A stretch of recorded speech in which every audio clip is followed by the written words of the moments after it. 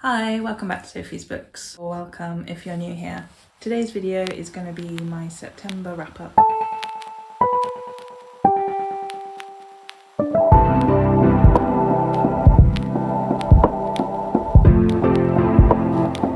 In September, I read a total of 10 books, and that equates to 3,858 pages. I did end up abandoning some of the books that I'd planned to read in September, but that was mainly because I had some author events where I needed to finish some books before, and also I did have a couple of books that I'd left over from August and I wanted to get those finished, so as not to leave them for too long. So in terms of ratings of the books, I think the majority of the books I read were 4 stars, so that's good. We had some 3 stars, and also I did have one 5-star read. I'm just going to talk you through everything I read, what I thought about it, and what I rated it. So let's get going. Firstly, I'm going to go through my 3-star reads. So the first one was The Passengers on the Hankyu Line. This is a translated Japanese book by Hiro Arikawa, who wrote The Travelling Cat Chronicles. This is set in spring initially, and we follow several passengers as they go about their daily lives. They end up interconnecting with each other on a train, and we see how their stories are intertwined with each other. So unfortunately this didn't meet my expectations.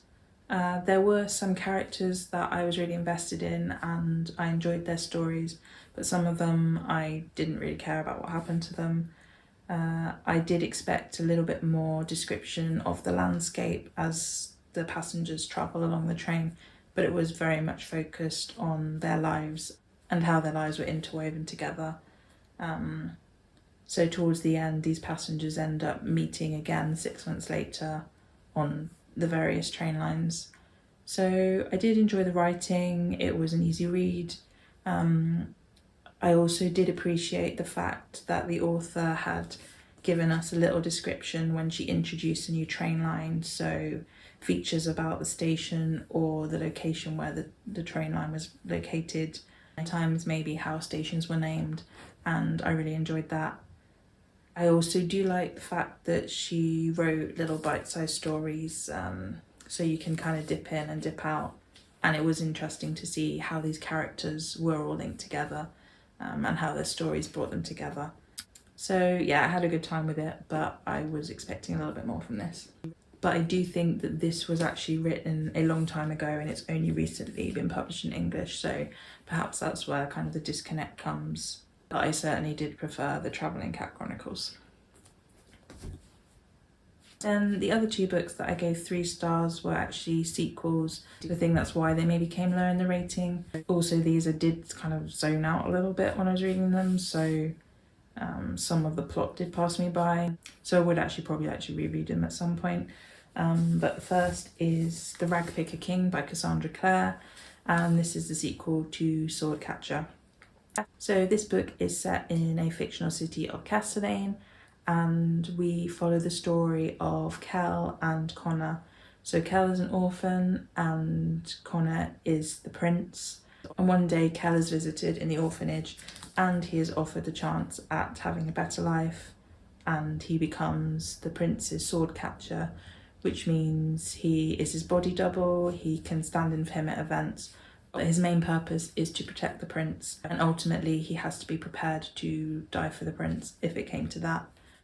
So Swordcatcher, we see Kel and Connor's relationship build. We also have Lynn in here, who is Ashkari. The Ashkari people are physicians, they use magic, and they are not very respected in society. And I think it's actually illegal for them to practice their magic now in Castellane. So one day after a failed assassination attempt, Lynn ends up coming to the palace. Then Lynn and Kel end up getting involved with the Ragpicker King, who is the lead of the criminal underground. He has knowledge that they are both trying to seek. So in the Ragpicker King, we are following on directly from book 1. There was an event that happened at the palace which has left the palace and the city in turmoil. So Kel wants to get to the bottom of this, so he ends up having to go back to the Ragpicker King again to asking for help, as the Ragpicker King is the one who has the knowledge that he seeks. Then Kel uncovers a conspiracy to destroy the royal family, and at the head of this is the woman that he loves. We also follow Lynn in this book. We find out more about the Ashkari people. In the first book, she sets herself on this path that we see her on in the Ragpicker King. So Lynn and Connor also become a lot closer in this book. Connor's father, the king, is suffering from madness, so he wants Lynn to help him cure his father's madness. So I would say about this book, we do find out a lot more about some of the backstory and some of the other characters. But I think I did lose track of the plot a little bit. I do love Cassandra Clare's writing, and I find that she is so great at world building and building these immersive worlds. And I would say that the characters are really well formed and well fleshed out with great backstories. So I think I would probably like to read this one again, along with Swordcatcher, as I think there is probably a lot more I could get out of it on a second read. Next book is Faithbreaker by Hankyu. This is the conclusion to the Fallen Gods trilogy. In the first book, Godkiller, we meet Gibson, whose family has been killed by zealots of a god. She has then become a killer of gods, which she enjoys. And one day she meets a god called Skadith, who she discovers that she can't kill. And also Skadith is bound to Inara, who is a young noble girl. And her and Skadith are on the run from assassins. We also then meet Elagast, who is a knight, and he is involved in a secret quest. So the three team up together to help each other, and they end up going on a mission to the ruined city of Blenraden to find the last existing gods, and they're all seeking something from the gods. So the third book is the conclusion to this. I had kind of lost track a bit before reading this book, so I think I would really benefit from reading the series back to back another time just to get more out of it. But there was a lot of battles. I did find this was a very satisfying conclusion to the story. I feel that Hankyu brings everything together, and I don't really feel there's anything that was left hanging. I do love the world that she's built, and I find that these characters are really relatable. I love Kiss, she's a great heroine. Also, this series has a lot of LGBTQIA plus representation. We also have Kissen, who has lost a leg, so there's also disability representation, which I think is great to see. And while I did give this 3 stars, I would love to read the whole series again, as I think there's still a lot more I can get out of it. Yeah. So now I'm going to move on to the books that I gave 4 stars. So I finally finished A Day of Fallen Night. This has taken me forever to read. It is huge. I don't really know what to say about this book. I did really enjoy it. I think Samantha Shannon has an amazing mind, and the world that she's built is so detailed, so descriptive. She's obviously given this world and the people so much thought, and the fact that there's so many pages of supporting notes, there's a glossary. I think that from that perspective, I thought it was great. I think due to the size of the novel, I did lose track of what was happening quite a lot. I love the world that she's built and the fact that she is telling this from different parts of the world. So we have the north, the east, the west and the south, and different characters based in these different kingdoms. And there's so much history to all these different parts of the world as well. We also do have some dragons in here, which is great. But yeah, this was truly an epic fantasy. And I love how Samantha Shannon has such strong female characters in this. There's also a lot of LGBTQIA plus representation. Overall, I would say that I did really enjoy this, but also I think that I would need to read this a few times to uncover everything in the world. There is a lot. It's a lot to retain in your brain as well. So I think it would also be better to read it in a shorter time frame, as I'd forgotten quite a lot of what happened when I left it for several days or several weeks. But But overall, I would say I really enjoyed this, and I'm really interested to now pick up the other 2 books in the series by Samantha Shannon. But I think Samantha Shannon's mind is amazing to have been able to create this, and also to have these books that are set in the same world but are standalones. So I definitely want to revisit this a couple of times to wrap my head around all of the characters and everything that's happened. Yeah. So next we have The Book of Witching by C.J. Cooke. So this is following 2 different women who are living 400 years apart. So we have Alison in Orkney in 1594, and she has been accused of being a witch and she is now on trial. There is also a book called The Book of Witching, which Alison has links to, and this book is very much seen as a dark book and it can make people do evil things. Then we have Clem in Glasgow in 2024, and she is at the hospital where her daughter has been admitted after being found in Orkney with catastrophic burns. Her boyfriend has been burnt alive and one of her friends is missing, and now Clem's daughter Erin is a suspect. She is in a coma, so we get Clem's perspective from the hospital, and as she's gradually uncovering things about her daughter Erin, Erin does eventually wake up, but she doesn't know who she is or what's happened. She believes that her name is Nyx. And C.J. Cooke gradually gives us more information about what happened, and we find that there is a link between Erin and the Book of Witching, so bringing Erin and Alison's stories together. So I really enjoyed the mystery element of this, and I like the fact that in the modern day story we have Clem and we are kind of learning about what's happened through her eyes, so we gradually learn small bits of information. I also loved Alison's story, but it was very heartbreaking and heart-wrenching, and you can understand perhaps what some of these people who are accused of witchcraft went through, and how the prosecutors will go to any means to make them confess that they're a witch, even if they are not a witch. But also in Alison's timeline, we see how there was a point where she was helping the community with her remedies and witchcraft, and it was all accepted then, but now it's become an evil thing. And I guess that's due to the hysteria around the world about witches and witchcraft. I would definitely recommend this if you're looking for a mystery that has ties to witch trials. And I think C.J. Cooke did a really good job here. She also is the author of The Lighthouse Witches, which I haven't read, but I will probably pick that up now after reading this. So next we have Now She Is Witch by Kirsty Logan. This again follows 2 women. We follow Lux, who has been in a place called the Sanctuary, which we come to realise is a place for wayward women, women who have potentially been involved in witchcraft, and the Sanctuary is a place where they can rehabilitate the women.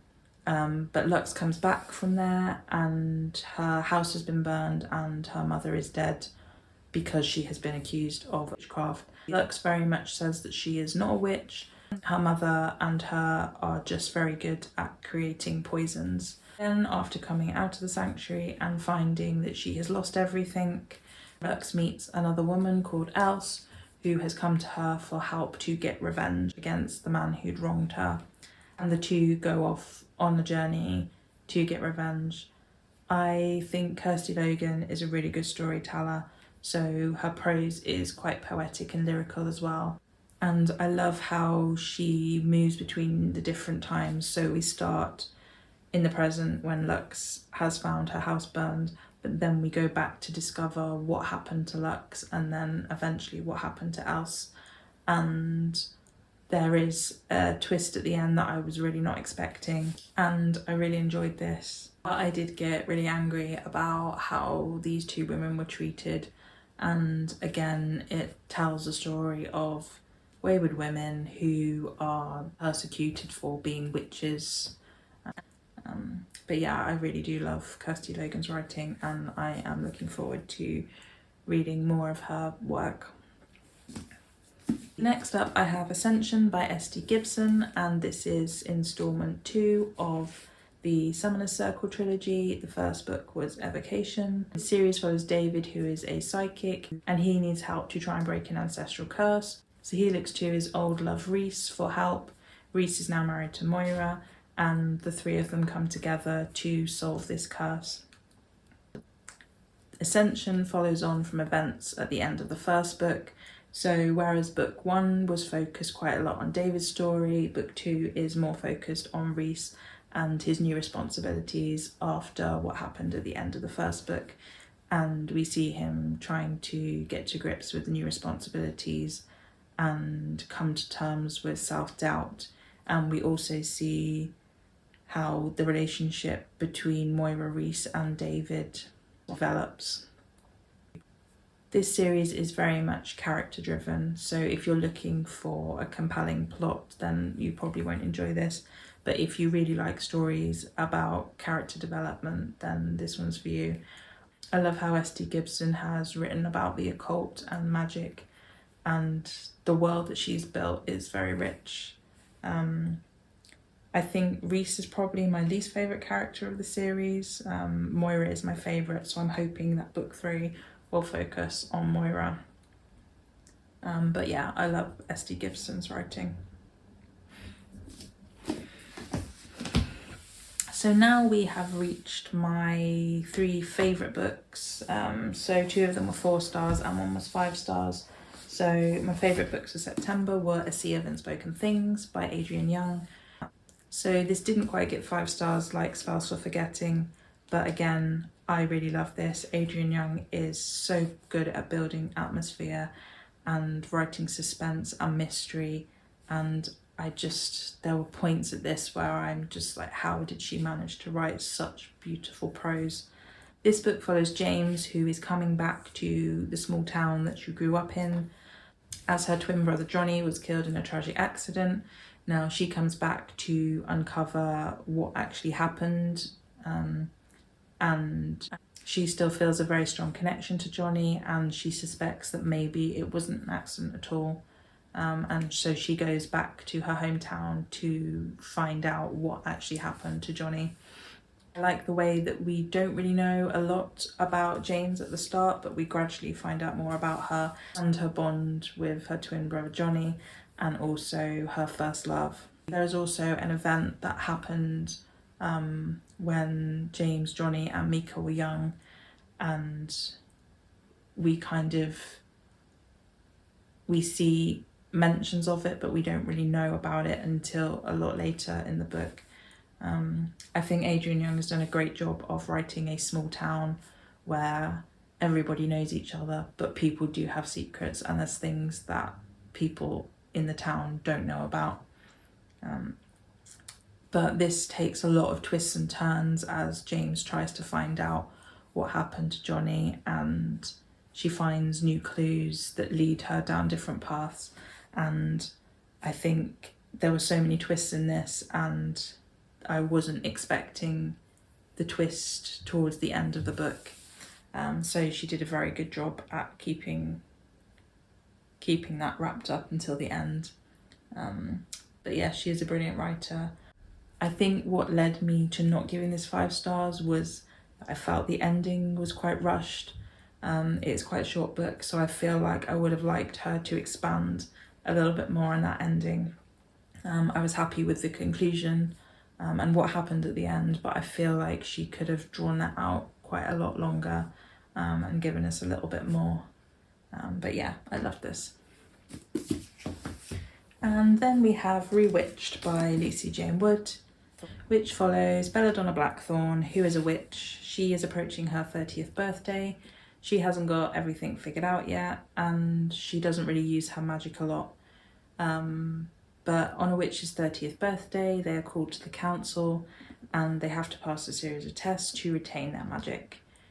So with the prospect of losing her magic, Belladonna Blackthorne must find a way to hone her craft. The council and coven are hiding some secrets, which Belladonna ends up uncovering. There is some peril, but it's very low stakes. She also has her friend Ariadne, who has no idea she's a witch, so she also hides her magic from Ariadne. Belladonna also works at Luna Books, and she was given the opportunity to take over the bookshop, but she didn't do that because she didn't have enough belief in herself that she would be able to run this. This was a great cozy witchy read, and it definitely lived up to my expectations. I feel that Lucy Jane Wood has a really good writing style. She really brought this world to life and these characters, and I can't wait to read her latest release, Uncharmed. This also gave me Sabrina the Teenage Witch vibes, so I would highly recommend this if you like cozy witchy fantasy. So the last book I have to talk to you about is the one I gave 5 stars to, and that is Stone Blind by Natalie Haynes. Now this is a retelling of Medusa's story. So we see how Medusa came to live with her Gorgon sisters, and the atrocities that were committed against her in the temple of Athene. We also learn a lot about what the gods and goddesses were doing during these events, and I think Natalie Haynes has done a really good job of interweaving so many different characters from Greek mythology into this one book. We do then see Perseus's quest to go and get a Gorgon's head. I find that Athene in this is also very funny. She did play quite a large part in Medusa's transformation, and I think Natalie Haynes has done a very good job here of showing how it was not just Poseidon who committed wrongs against her, but Athene also committed wrongs against Medusa. But it just shows how these events reverberate through the whole of mythology and also impact other characters. So yeah, there are so many characters in here, and I think Natalie Haynes knows so much about Greek mythology, and you can really tell through this book. So yeah, I had to give this 5 stars. I enjoyed it so much. And in terms of mythology retellings, it is probably one of the best I've read recently. And she also poured such emotion into these characters, especially Medusa's sisters. So that was everything I read in September. I'm also keen to know what you read this month and if you had any really memorable books. Please like this video if you enjoyed it, and also subscribe to my channel for more of my content. See you next time. Bye.